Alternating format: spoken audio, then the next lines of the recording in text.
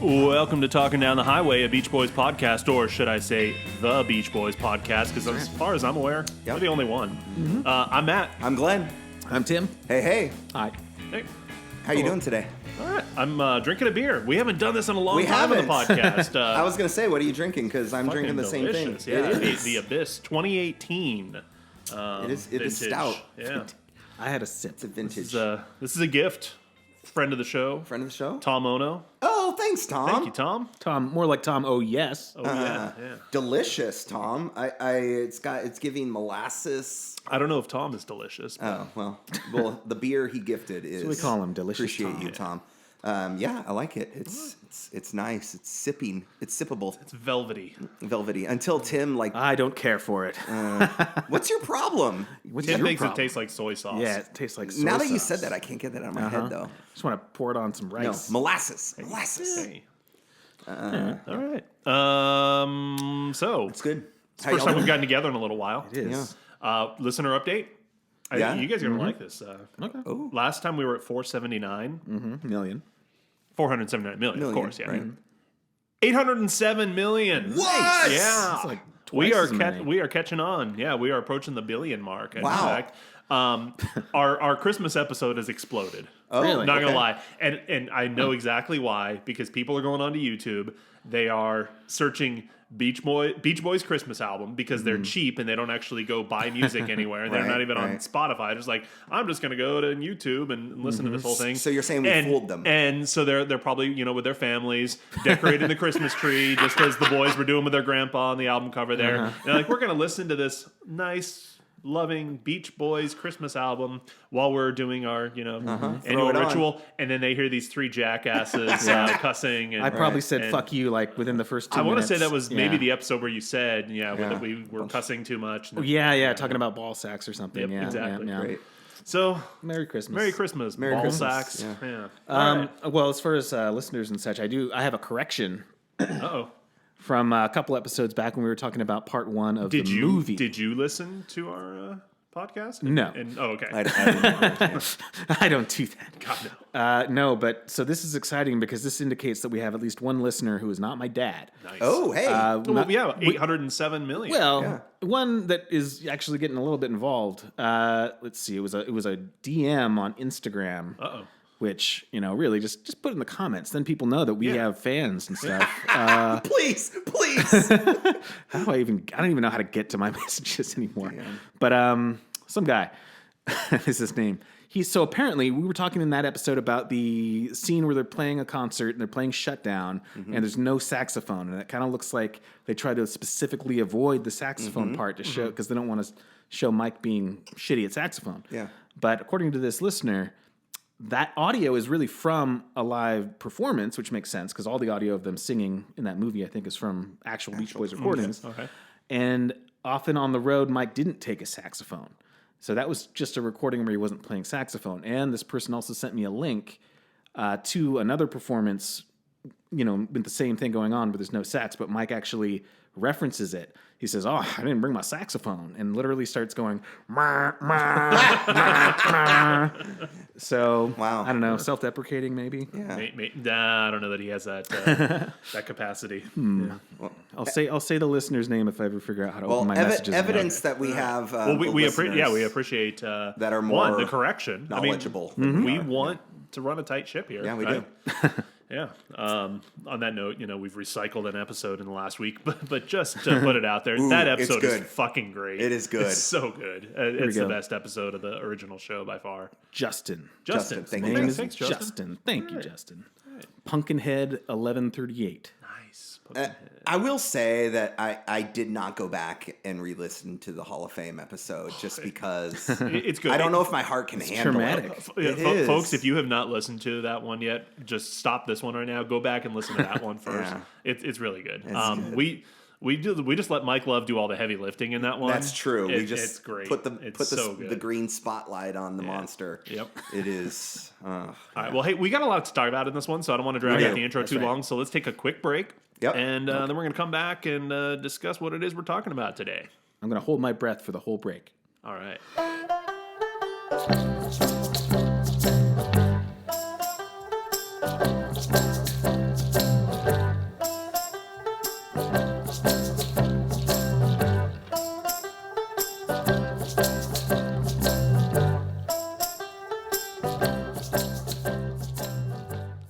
we are back. Tim. He made it. He made it. John. I think I blacked out for a minute, but I'm good now. Okay, good. Well, hey, we're back. We're in 1965 now. Yeah. We've made our way through Really? the formative early years. Today's a good day. How did we do that? How did we get to 1965? Do you have a time machine? Yeah. Oh, okay. Cool. right. Just making So, sure. 1965, we are talking about the next Beach Boys album in sequence, and that is Today. Today. Yeah, no, we're talking about it today. Yeah. What's it called? The All Beach right. Boys Today. That's the name of the album. Yeah. Okay. Oh, I get Way it. to do your homework. So today the name of the album is The Beach Boys. Yeah. Okay, I get it. All right. Cool. I am not particularly familiar with the context of what's going on here, mostly because this album's freaking awesome. And Well, I just wanted to hold enjoy that. it. Just I just come on. wanted to enjoy Yeah. it. I forget. Did we talk about context here, or are we just setting up? We talk about Okay. context before, and then our next. It's been okay. a while since we've Yeah, done I this. know. So I know. I didn't. My research was a little bit rushed. I just know that Brian's nervous breakdown was it December '64? Yeah, somewhere right in Okay. there. Uh-huh. And then they started kind of recording. Well, one of the songs on here was started recording before his breakdown and then Yeah. finished after. So that's right around the time when he quit touring. That was when they were recording this one. The bulk of this album is recorded over the winter of 64, 65. Okay. Yeah. And contextually, this is where we get the Wrecking Crew. Here and there, yeah. Not entirely. Mm-hmm. There's still a lot of Beach Boys playing on this, too. Okay. But yeah, there is some Wrecking Crew now. Brian has basically become a studio Yeah. artist now. He's like not going to go out on the tours anymore. He's going to stay at home and write. Focus on and the writing. Take a Yeah. bunch of drugs. Well, I was going to say one of his buddies And- introduced him to pot and Yeah. LSD. Yeah, LSD is coming around somewhere in this time. Yeah, because but the song pot on the first, next for sure. album that Yeah. he's there it is, the gateway drug, right? yeah, Nancy Reagan was right. Yep. Are there some like drug induced songs on here? Yeah. There's some drug influenced songs. Influence. Okay. That didn't strike me. That didn't like. No. Well, certainly not Hit like me. content or anything. Sure, like that. but I think some of those still, arrangements just are the vibe. coming from a Like the different whole kind of vibe. the whole side too is very like Pretty stoned. Yeah. Okay.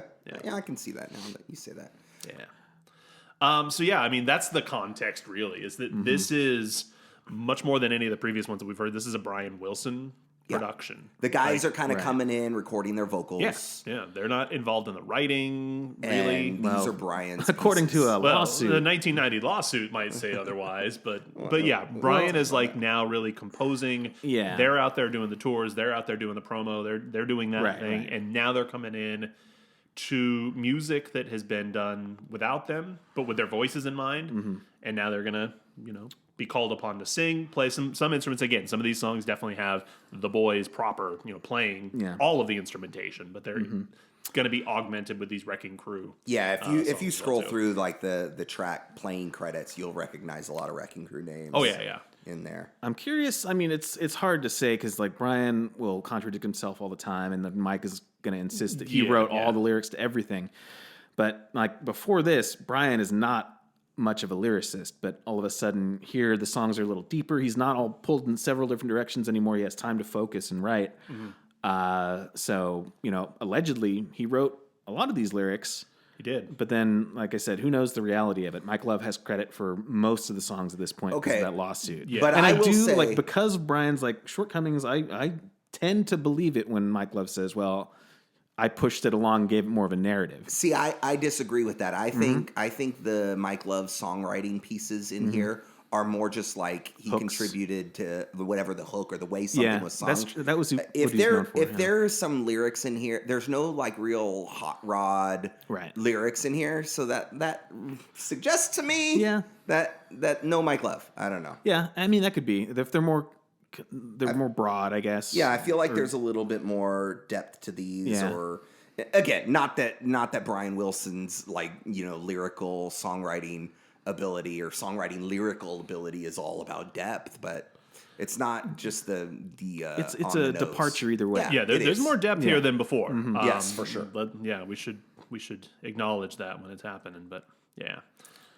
Yeah, this is a step in a different direction, though. I mean, definitively. We talked when we did the last regular studio album all summer long that it was the end of that beginning phase, really, and they are now entering into their mid period. They're getting serious about these songs and the product. Brian is very anyways. yeah, and there is a different kind of dynamic within the group at this point, where it's Brian is doing all of this, the band is doing all of this. Yeah.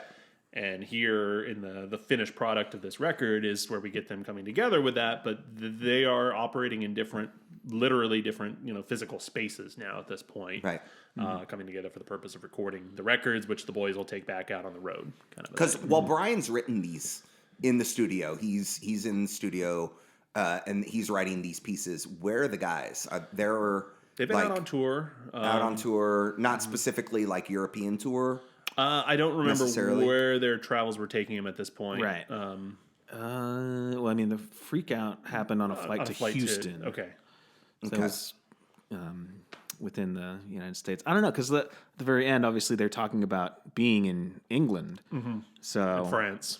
Okay. Right. Just it being in Europe in general. Right. But I don't know if Brian was there. I think he's on the recording, but I don't know if he was sounds like there. he says that he had been there. Yeah.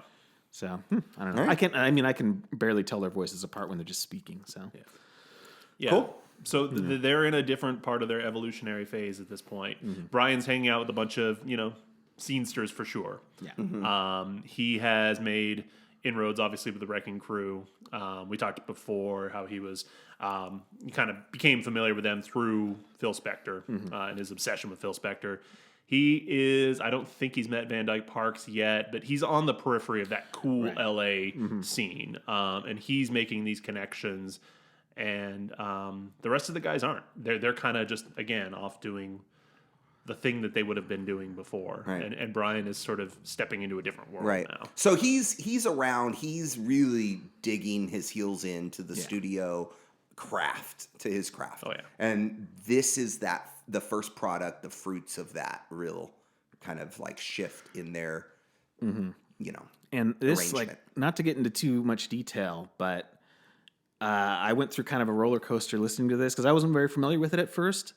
And this is apparently why it's considered sort of a concept album, even though a lot of them at this point are considered quote unquote concept albums. But side one is like big rock album, really, really great. And then side two is so different that at first I was like, oh, this album just shits the bed on side two. But then I did more reading and more listening. And then, so I don't feel that way anymore. Okay. But like, that's how it felt at first. Wow. And that might be how it was received. Like, what was the reception? Well, right. It wasn't super strong because I know the next album was more of we can still make hits, guys. Listen to this. So yeah, maybe that had something to do with it because it's just such a hard shift in tone. There is between side one and side two. Shift from side one to side two.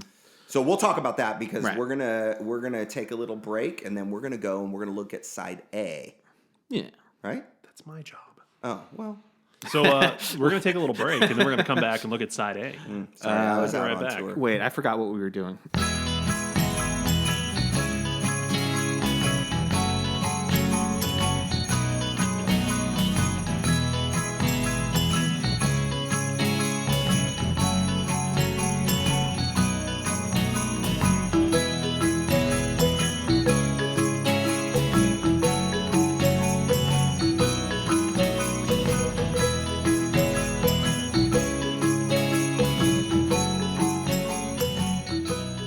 And we're back. It's time to talk about the Beach Boys today. Today. The Beach Boys. Side A.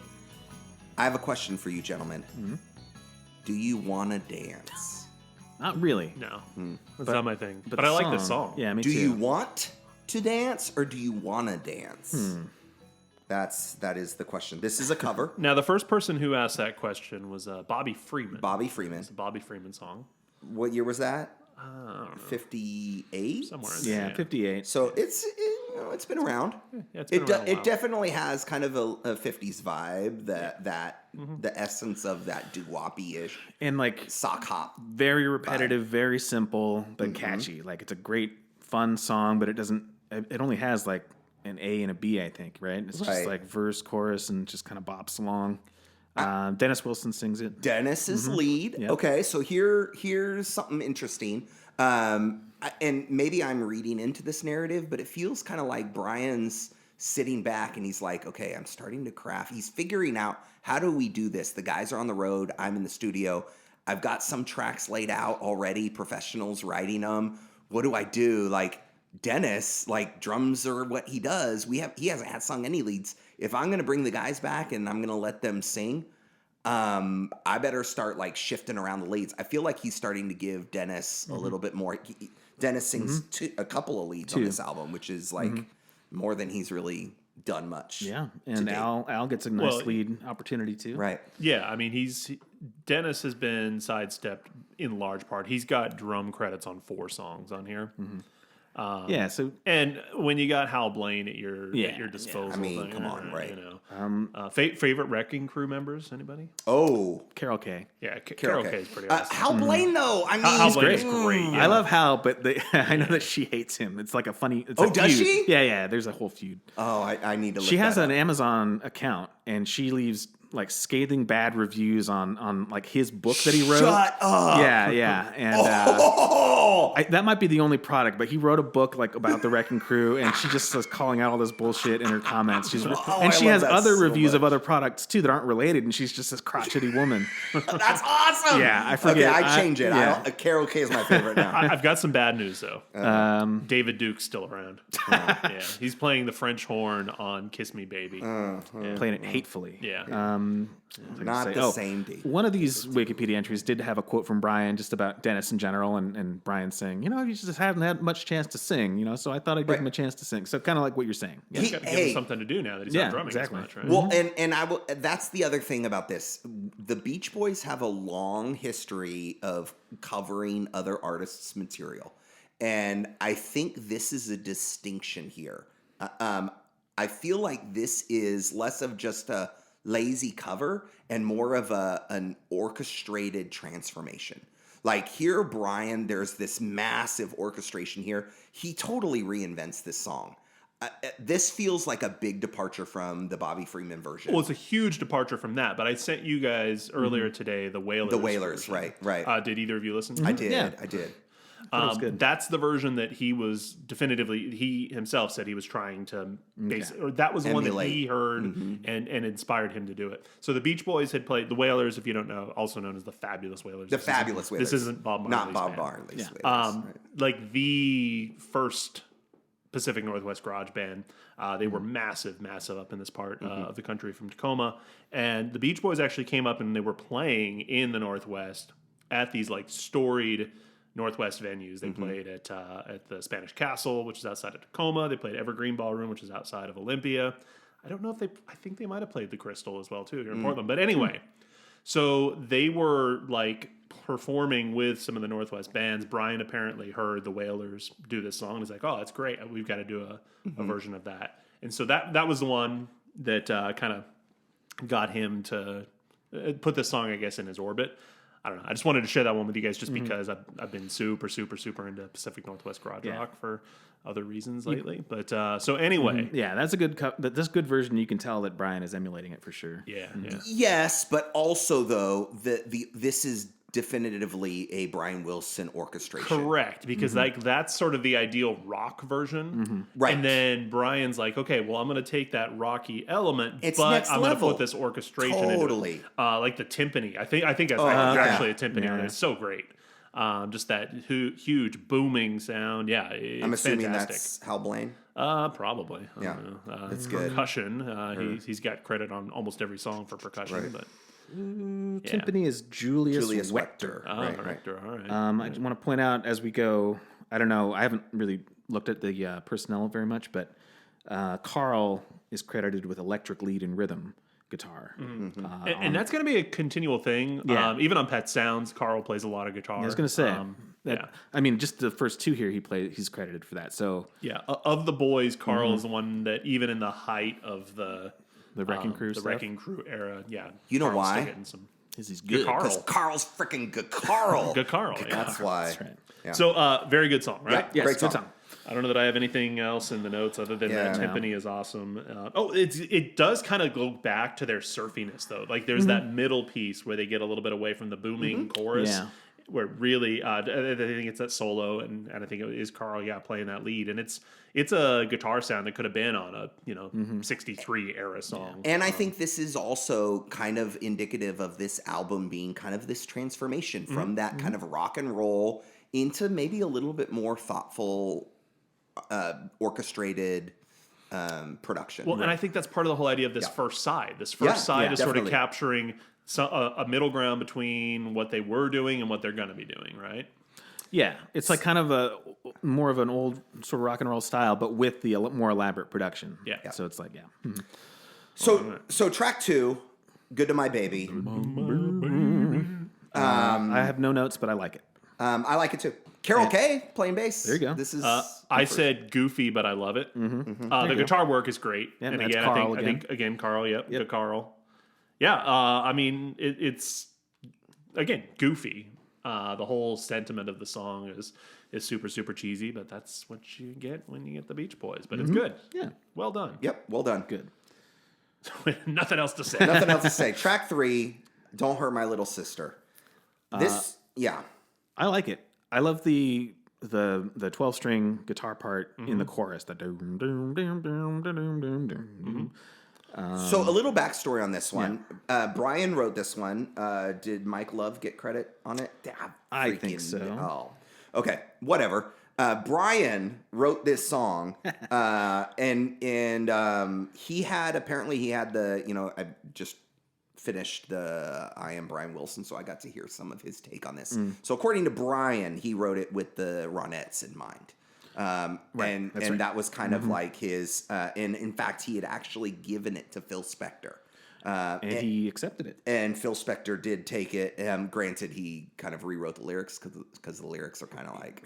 changed it a lot. Yeah, yes. He rewrote the lyrics, and he didn't use it for the Ronettes. What were they called? The Blossoms. The Blossoms. But actually, I think the Supremes eventually were the ones that used it.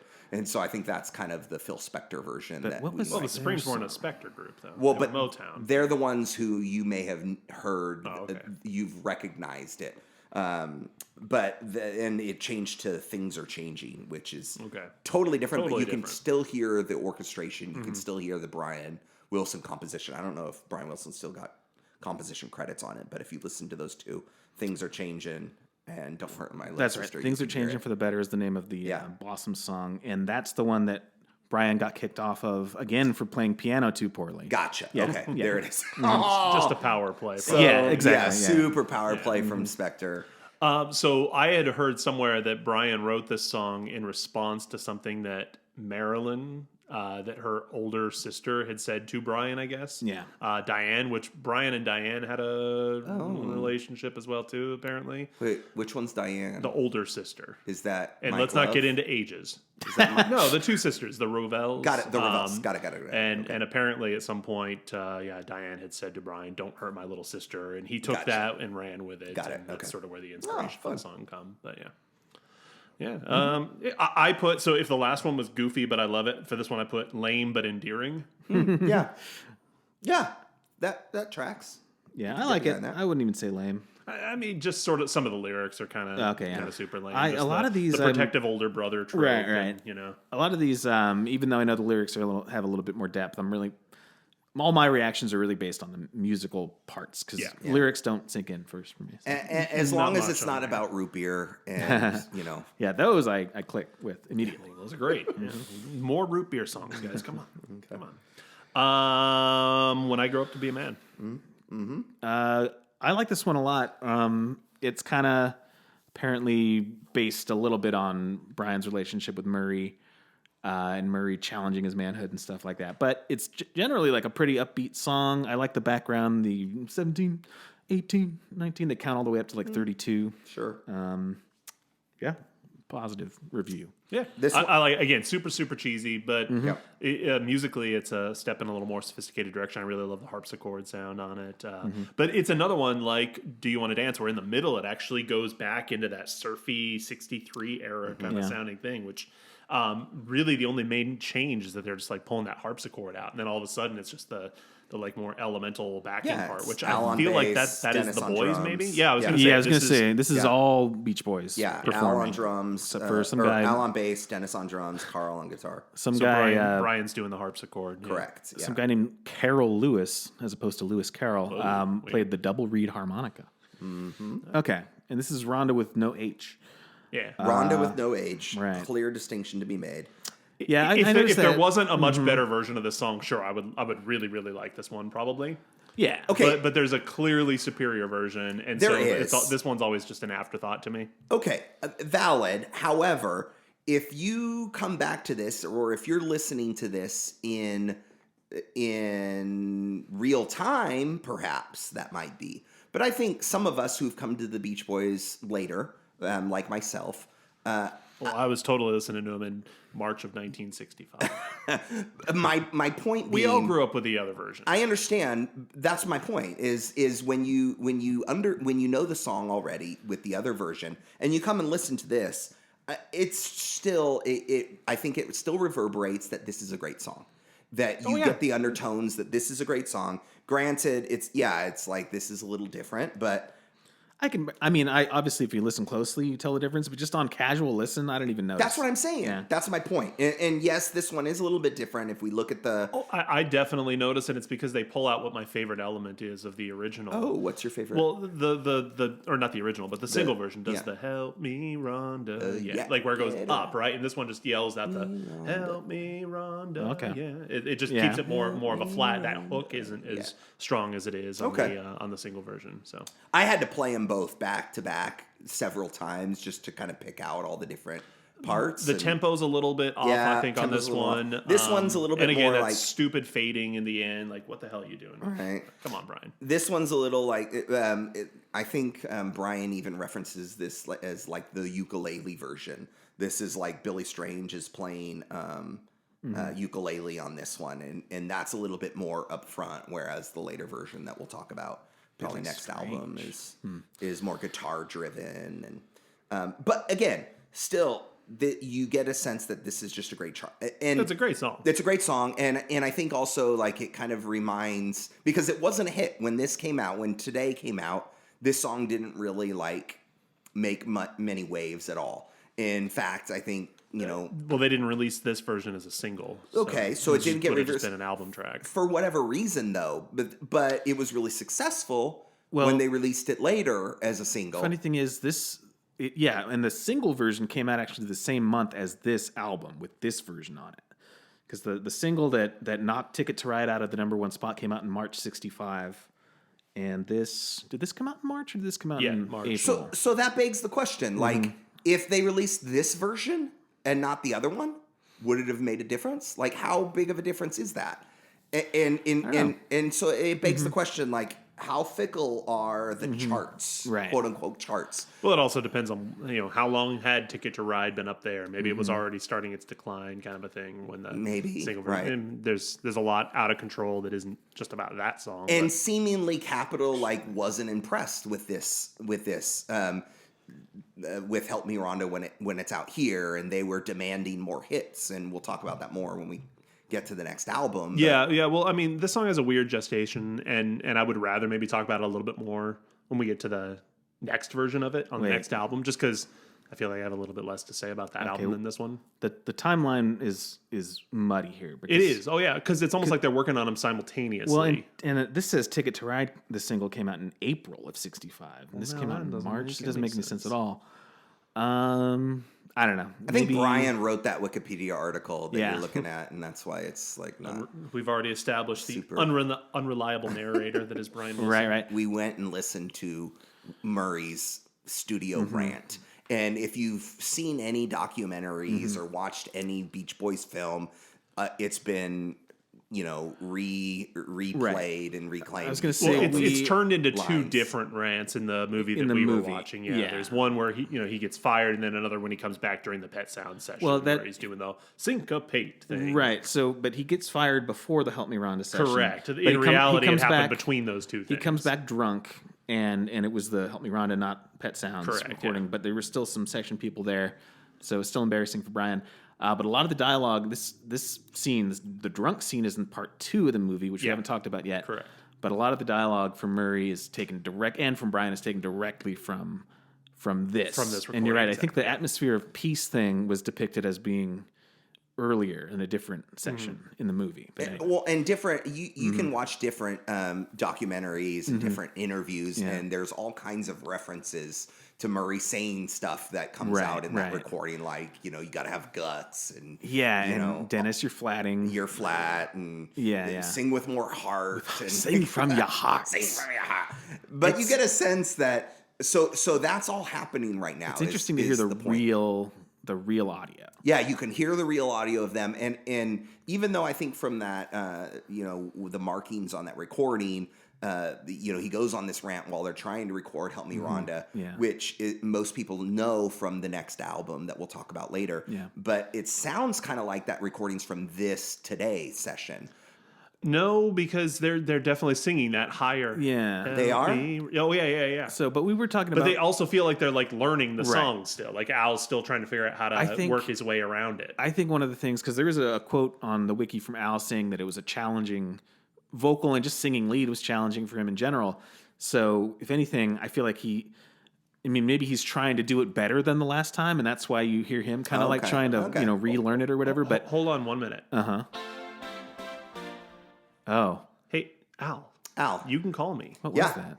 Come on, man. Just let us know. Like, what was the actual sequence here? Because, in that version, it sounds like they are playing and trying to sing the second version of it, but they're still very much learning it. And so I think let us know, Al. The fact that Murray storms in there all drunk and trying to tell them how to do it when they've already recorded it is more interesting, because it's like, we know, we've done this already. You're being really obnoxious and distracting. You're actually ruining the recording session. Hey, Tim. Huh? I'm a genius too. That's right. Yeah. That's so would a line. You stop talking? That's a line from it. Yeah. I felt like that was mocking Brian though. Like he was totally. Okay, I'm a genius too, buddy. There's been all this press about you being a genius, but I'm a genius too. Yeah, exactly.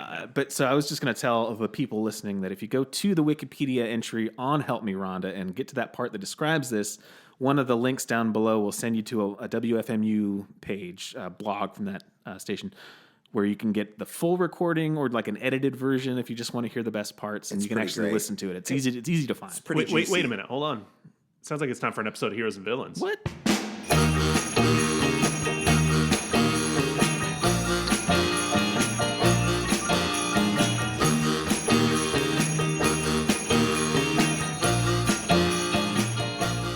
All right, it's Heroes and Villains, where we discuss the heroes and the villains, whatever it is we happen to be talking about this week. And this week we're talking about Beach Boys today.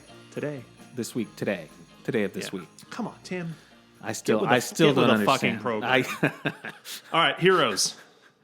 WFMU. Yeah. Okay. Carol Kay, John Worster. Yeah, there you go. Carol Kay, Wrecking Crew, the Beatles. Yeah. I mean, honestly, Carl playing the guitar. Good Carl. Yeah. Mm-hmm. Rhonda. Rhonda was willing to help. Apparently, she does help quite a bit. Get her out of someone else out of his heart. There's some innuendo there. I mean, come on, Brian. This is Brian's production. This is okay. Fine, Brian's the hero. Okay. Villain. Murray. Mm-hmm. Yeah, Murray. Murray. I think it's probably drunk Murray. Well, drunk Murray. Sober Murray.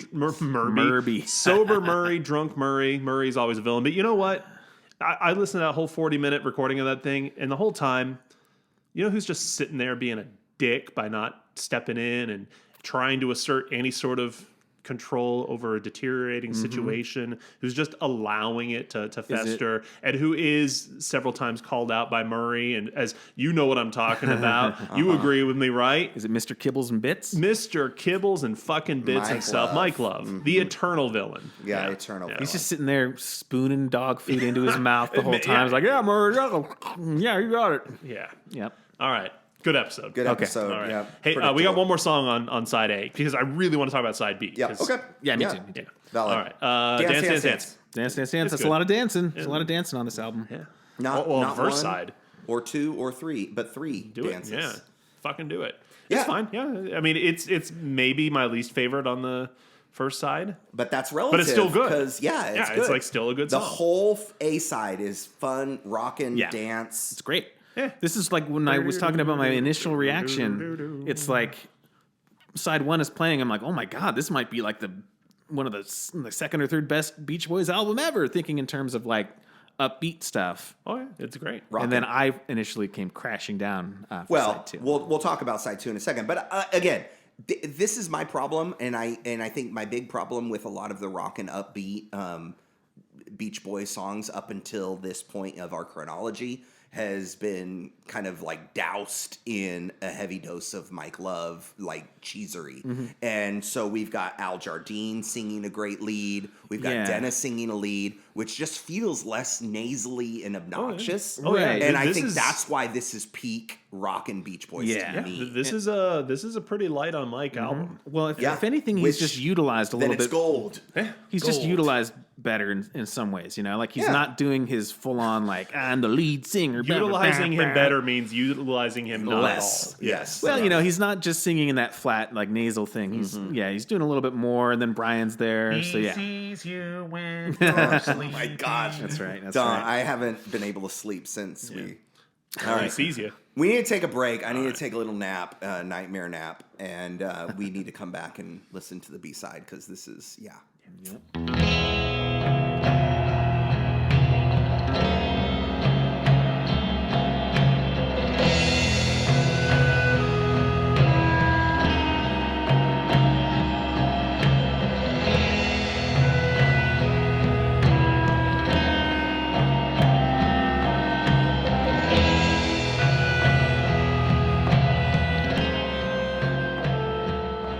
We're back for side 2, also known as side B of Beach Boys Today. Also known as side that Tim doesn't like? What? What? I do now. Well, Okay. But sure as hell initially, would hope so. I mean, I'm looking at the record right here, right now, and I'm looking at the track list, and oh, wait a minute. Sounds like it's time for an episode of Sound and Vision.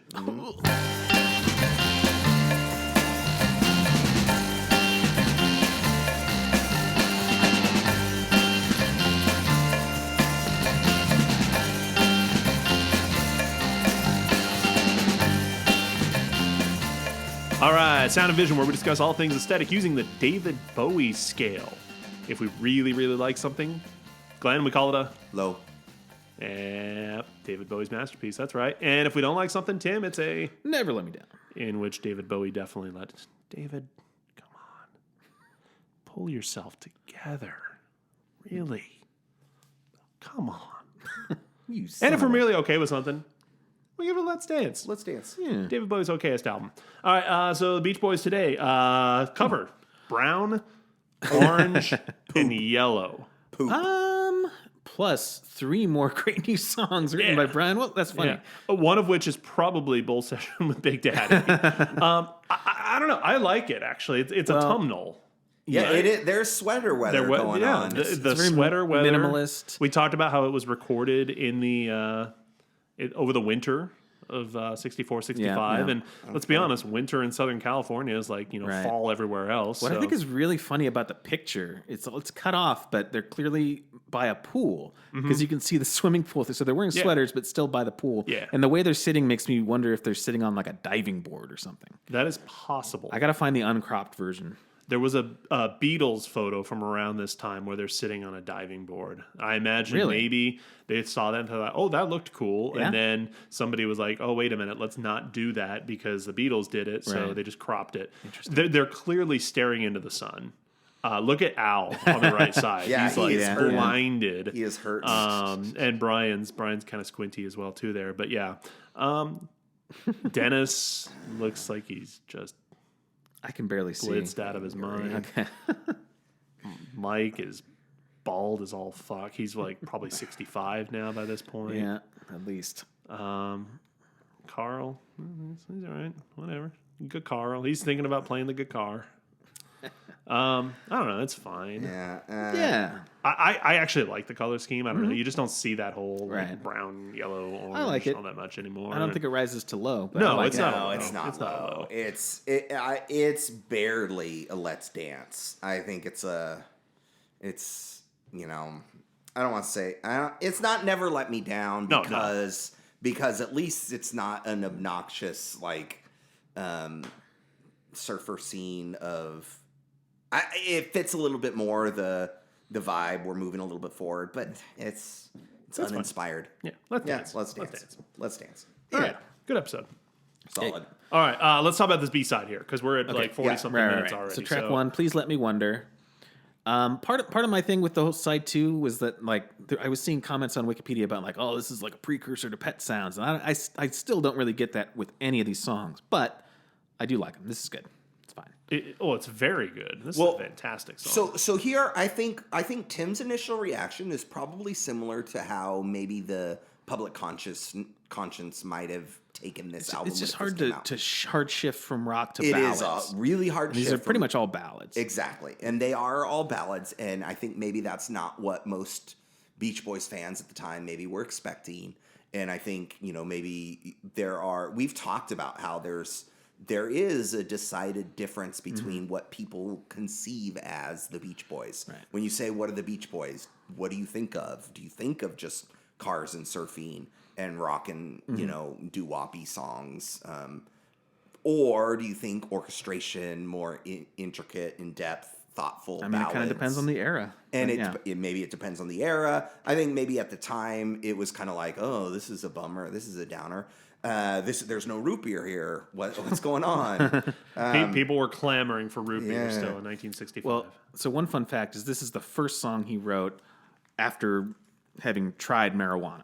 Oh, so this is the first pot song. Yeah, and it's got that stone kind of slow vibe to it. It's got kind of like a bossa nova vibe going on. The space for Brian's vocals to kind of, play around with it. Brian's got a great lead on here. There's a really funny anecdote here, too, where Brian at one point claims, I wrote that at my apartment in West Hollywood. As soon as I finished, I felt I had to record it, so I called up my engineer, Chuck Britz, and woke him up. Please Let Me Wonder was recorded at 3:30 in the morning. I drove to the studio middle of the night and recorded it. And then the next sentence here is, the session logs indicate that the instrumental track was actually recorded between 7 p.m. and 10:30 p.m. So, again, unreliable narrator. So it has some great vibraphone in there, just super, super subtly deployed. That last little part with I think it's a 12-string guitar, and the outro of it is fantastic. That's probably might be Carl as well too. It's a glorious song. It's so good. Glenn Campbell is credited as guitar in there. Glenn Campbell. All right, fine. Yeah, it's good. This whole side is going to grow on me even more over time. Well, it should because it's fantastic. The only thing I really don't like about this song is the whole "I love you" that appears which is towards the end. Apparently improvised in the studio. Who is it, by the way? That's Mike Love. No, it's Brian. Is it? Yeah, it's Brian. Okay. Well, I think slightly more okay with it now. But it's Brian Love. It's Mike Love's contribution to why he got writing credit. That was his idea. I always assumed it was Dennis for whatever reason, but it was Brian, all high, improvising it on the spot. High as fuck. All right. Well, I mean, if I remember correctly, this was like a Century. Yeah, it was. Here we go. Number 915. It was on Century Song. Oh, hey. It's great. I love it. So good. Good song. So good. And yet, I don't think it's the best one on this side. Let's keep going then. Nope. All right. Track 2, So Young. I'm So Young. It's a cover of a band called The Students. It's fine. It's very good. Very good. It's pretty good. I don't love the song, and the whole lyrical sentiment is kind of weird. Yeah, I was going to say that this whole side, a big part of it is the production and just the vibe. And that's true. And I think what I was reacting to more than that at the first listen was just the songs. Yeah. Just like love song, boring, whatever. Yeah, they're all. But there's a lot of depth. Really. Oh yeah, especially on one that's coming up. But yeah, it just has this vibe to it that sounds great. Brian on Hammond organ.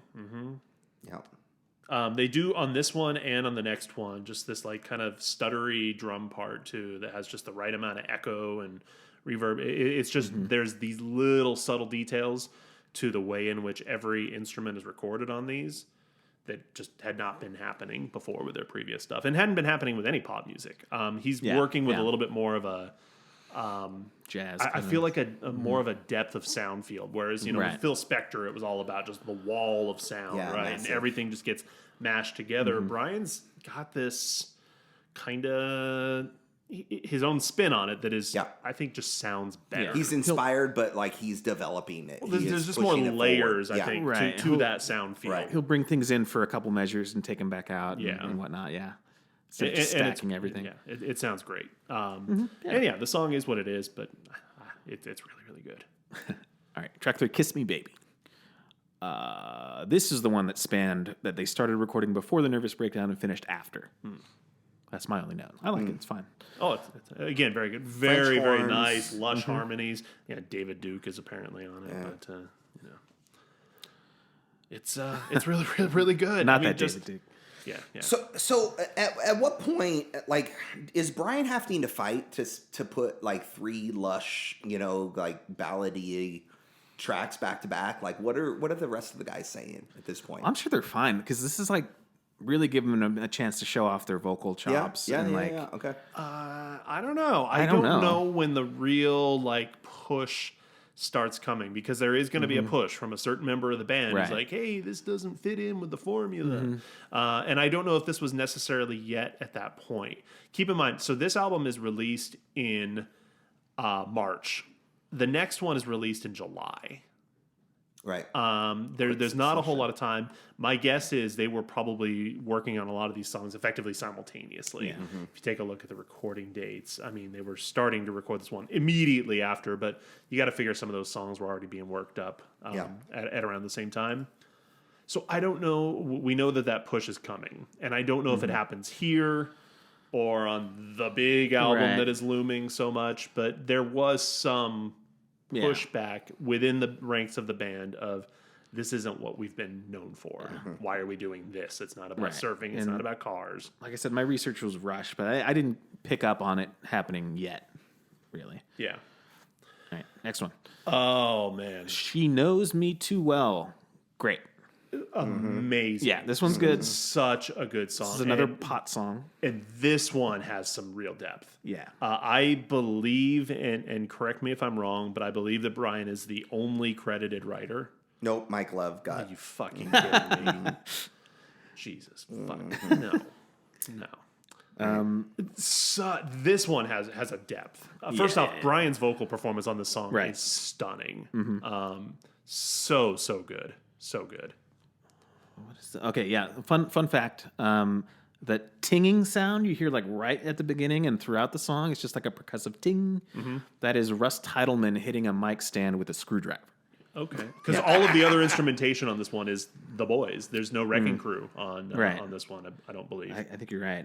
But yeah, there's one other credit for Russ Titleman hitting the, it says microphone boom with screwdriver. Nice. Nice. Yeah, it's great. This one is glorious. It is. I love the lyrics, actually, of this. It's one of the first like Beach Boys songs where the lyrics are really, really good. Because it's not just this, love song. There's like this other kind of layer of jealousy and acknowledgement of like being kind of a shitty person. I don't know. It's great. I love it. Another fun fact is that the Stone Temple Pilots did a cover. Oh God. It's actually pretty good. I mean, it's a great song. It's hard to. Yeah, if you go to look up "Purple" on Spotify, there's a super deluxe version, and there's a demo recording of them doing this. It's a very stripped down, almost a whispered vocal. It's actually pretty good. Okay, all right. 610 on A Century Song. This one made it as well too. I love this song. And really, I think an overlooked track. A lot of people really prefer "Please Let Me Wonder" to "She Knows Me Too Well." When you talk about the ballads, in fact, if you look at the Rate Your Music score, Please Let Me Wonder is at a 4.2. She Knows Me Too Well is at a 4.1. I think they got it backwards. Yeah. Great song. I love it. All right. Next song is called "In the Back of My Mind." Yeah. Denny. This one's fucking great. I like it. I like it. It's weird. It's the weirdest one on the whole album. Well, it's got a super Pet Soundsy vibe. Yeah. It has like a little bit of that. harp in there. I just like how his vocal is so like up and down and weird. It almost sounds like it was recorded backwards. I know it wasn't, but you know what I mean? It reminded me of "Driving Me Backwards" by Brian Eno. Okay. Yeah, that's exactly how it sounds. Yeah. Oh, yeah, it was good representation. He's not that far off. Dennis sings it. Let's see. There's like no chorus. The structure is interesting too. it just kind of goes. And there's the middle eights with Carl and Brian popping in there to give it a little bit of like tunefulness, I guess. Yeah. And I think that's part of it. I think this whole B-side is interesting. I think that's the piece of it, like that it's got depth to it. It's not this, kind of cheesy bopping along. There's depth, there's orchestration, there's instrumentation, there's interesting little arrangement pieces like that makes this a departure from, the Surfer Girl, Surfing USA. There's some nice French horn on it, which is not performed by David Duke. Oh, hey, there you go. Yeah. There's also Peter Christ. Peter Christ. Not Peter Chris from Kiss, but Peter Christ. Peter Christ. Yeah. Peter Christ. Maybe that was David Duke. Let's see. A great song, and like you said, it's a really weird juxtaposition because this is maybe like the most formal sounding arrangement yet in a Beach Boys song, but it has that really gruff, maybe not even gruff, but just that not super polished vocal to it, which kind of works. It's an interesting juxtaposition. And zero harmony. Even the Dennis and Carl, Brian and Carl part, they're unison. They're not harmonizing. Gosh, I made a note saying that there's a funny quote in the wiki, and now I can't find it. I'm sure it was great. No Mike Love vocal on here. Yeah, right. Which is glorious. Love that. Who's busy eating dog food. Oh, wait! I found the quote. It's not funny, but it's good. Someone named Peter Doggett, a journalist, said about Dennis. He showed for the first time an awareness that his voice could be a blunt emotional instrument. His erratic croon cut straight to the heart with an urgency that his more precise brothers could have never matched. I thought that was interesting because, he's not like a pretty singer. He does something completely different. Yeah, there's just a different kind of an emotional element to it. So yes, there are 12 songs on the album. There are 9 listed on the front cover, and so one of the 3 more great new songs is apparently Bowl Sessions with the Big Daddy. The Big Daddy. So going back to my initial response, I'm like, fuck, a whole side of ballads and then another goddamn audio verite bullshit thing. And that still stands, that final part, because okay, it really all it does is rounds the album out to 6 tracks per side. Yes, totally useless. That's all it is. Yeah. It's useless. Although I will say, if they're like, oh, this is our shtick, we have to have some sort of audio verite going on, or some spoken word, let us know who we are in the studio. Sure, this is the least painful of all Absolutely. of those. And they had the good sense to leave it at the very end of the very album. end. So you can shut it off if you want to. Right. And it's shorter, and it's not like this sketched out, it's like, not a bit. we're going to have this, fight. It weirdly... You talk like Mickey Mouse. Right. It's not that. It's better than that. But it weirdly... It's a low bar. It weirdly just kind of it kind of just like trails off. It doesn't have an ending. There's no point to it. There's no real message made or anything. Now, I'm not going to lie. I did just a little bit ago spend 40 minutes listening to just studio chatter and arguing. So the fact that they put 2 minutes of just them bullshitting, well, this whatever. is technically was an interview, but it's mostly them talking about fast food and stepped on my French fries. Yeah. I do want to say, though, that at one point Dennis references a guy named Dick Rising at Capitol Records over there or whatever, which I guess a lot of people interpret that as just a penis joke. But he was a real guy. Real person, and he was murdered. Whoa. What? In 1974. I found somebody linked to a scan of an old newspaper. You found his killer? No, like a scan of an old newspaper. There's a tiny, tiny little thing, just like a funeral announcement for, Richard Rising, formerly Capitol Records. He was slain by 2 men in his apartment. Wow. What? And they are now facing charges, but there were no other details. So what? Yeah. All right, all those internet sleuths out there can go solve the... Well, that's the funny thing is I didn't do a lot of Googling, but I literally couldn't find anything about this guy except for that one little thing where he's in a photo with other Capitol Records people, and then a couple of forum pages where people are like, "This guy's not real, right?" Nah, it's probably a dick joke, So. Vindicate Dick Rising. That's right. Find his killers. Hey, we're running a little long here, so we gotta do the thing now. We gotta do the thing. So I kind of want to take the lead here for just a minute. Yeah, you do it. Take your thing. It's a Brian. Wow. This is a Brian. Brian. Our first Brian drop. It's a light Brian. This is like Brian in that white T-shirt in the 1962 photos. You're just gonna skip Dennis? Not the heavy Brian, that laid in bed for a decade. Right. It's a light Brian because we all know what's coming. Sure. So you're saying But- this is a Eugene Landy Brian? Here's the a thing. light Brian? Here's the thing. Tim said earlier, listening to the first half of this, I'm thinking this might be the second best Beach Boys album. Right. Of the ones that they actually released in real time, I'm going to say it. Second best Beach Boys album. It's fantastic.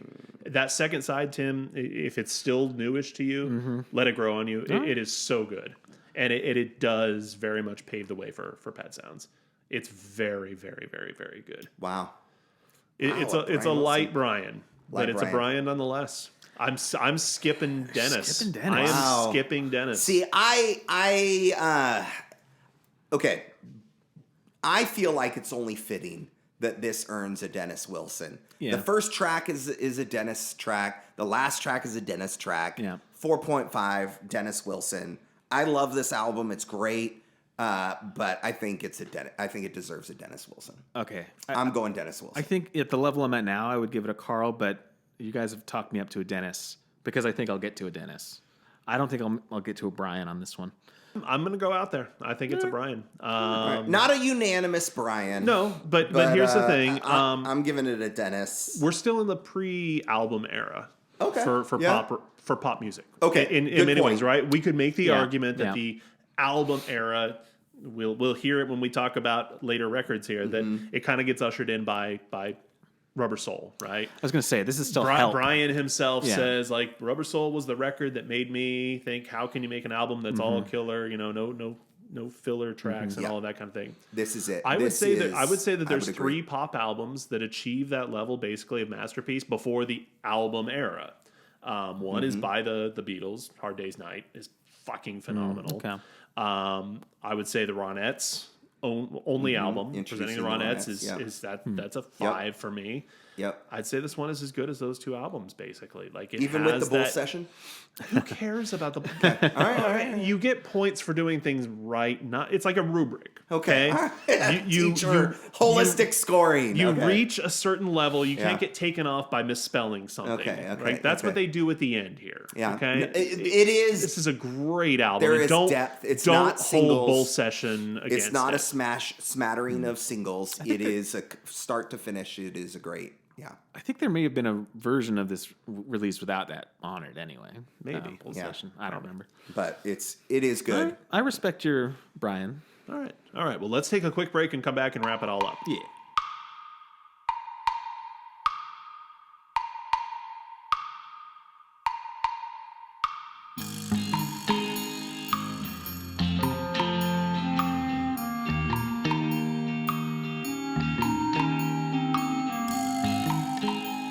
All right, we are back, wrapping it all up. Today, great. One of It's either This might a be your Dennis or a first- Brian. favorite Beach Boys album. So Yeah. dig in if you haven't. All right. In the meantime, we're going to be back next time to talk about another album. The next one. But in the meantime, you know what to do. Smash that like. Smash that subscribe button. Check out all that great content on strangecurrenciesmusic.com. Don't DM us. Hey, Leave DM a us, Justin. leave a let comment. us, let us know, leave a Justin. What are we comment. doing well? You can DM us, whatever. But on whatever. Instagram, it's at Talking Beach Boys. If you do leave a comment, because sometimes there are comments, and sometimes it's like, do I respond? Is that weird? So respond. whatever. Yeah. Yeah. Leave comments, leave DMs. Yeah, Talking Beach Boys, Strange Currencies Let us Music know on Instagram. It We're tells there. us that you're actually listening, which we Yeah. like. Yeah. We like. We know you are. Just let us know. Yeah. All right. Well, hey, for Talking Down the Highway, I'm Matt. I'm Glenn. I think I'm Tim. Word. Later.